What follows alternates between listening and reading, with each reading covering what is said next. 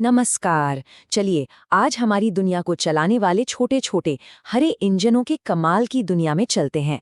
आज हम बात करेंगे एक ऐसे ऑर्गेनल की जिसके बिना शायद जीवन वैसा होता ही नहीं जैसा हम आज जानते हैं। तो ये कोई मामूली सनबाथर नहीं है, ये है क्लोरोप्लास्ट। और सच कहूं तो ये सूरज की रोशनी को सोखने का उस्ताद है। और ये कोई छोटी बात नहीं है, ये नन्हा सा ऑर्गेनेल ही वो वजह है जिससे पौधे अपना खाना बनाते हैं, और इसी वजह से हमारे ग्रह की पूरी फूड चेन की बुनियाद टिकी हुई है। तो आखिर ये क्लोरोप्लास्ट है क्या?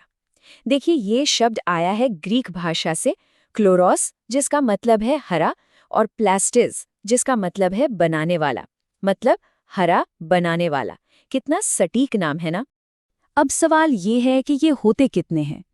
कुछ algae यानी शैवाल में तो बस एक ही बहुत बड़ा क्लोरोप्लास्ट होता है, लेकिन ज्यादातर पौधों की एक कोशिका में ऐसी 20 से 40 छोटी छोटी फैक्ट्रियां होती हैं जो सब मिलकर काम करती हैं। तो अगर हम क्लोरोप्लास्ट को एक माइक्रोस्कोपिक सोलर पावर प्लांट की तरह देखें, तो चलिए इसके अंदर एक टूर पर चलते हैं और देखते हैं कि इसके अलग अलग हिस्से क्या हैं और वो कैसे काम करते हैं। ये रहा हमारी इस नन्ही सी फैक्ट्री का ब्लूप्रिंट। देखिए हर चीज कितनी कमाल की तरतीब से जमी हुई है। चलिए इसके मुख्य हिस्सों को एक एक करके समझते हैं। हर अच्छी फैक्ट्री की तरह क्लोरोप्लास्ट के पास भी सुरक्षा के लिए दीवारें हैं। इसे एनवेलप कहते हैं।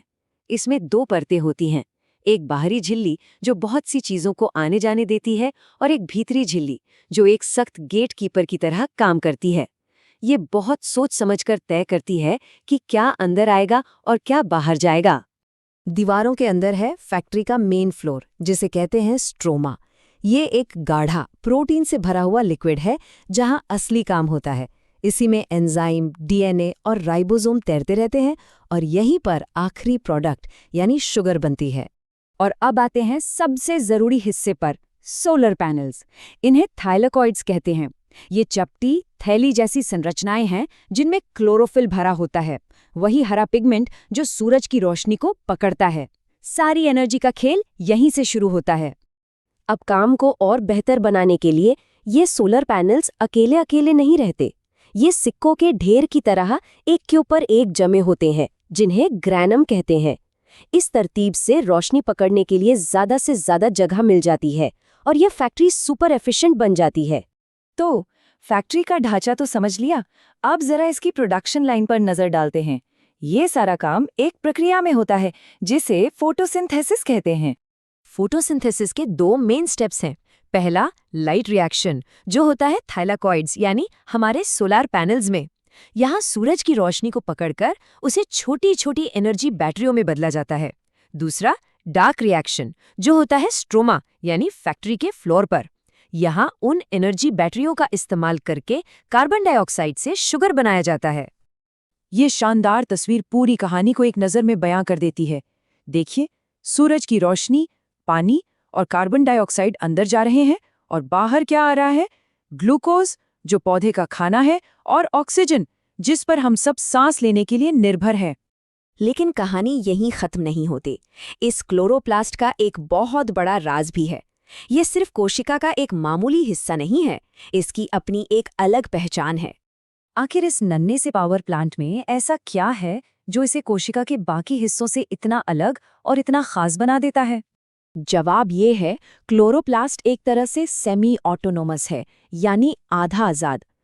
सोचिए, इसका अपना खुद का गोलाकार डीएनए है, बिल्कुल किसी बैक्टीरिया की तरह। इसके अपने राइबोसोम्स हैं जो कोशिका के बाकी राइबोसोम से अलग हैं। ये अपने कुछ प्रोटीन खुद बना सकता है, और तो और ये अपनी संख्या भी खुद ही बढ़ा सकता है।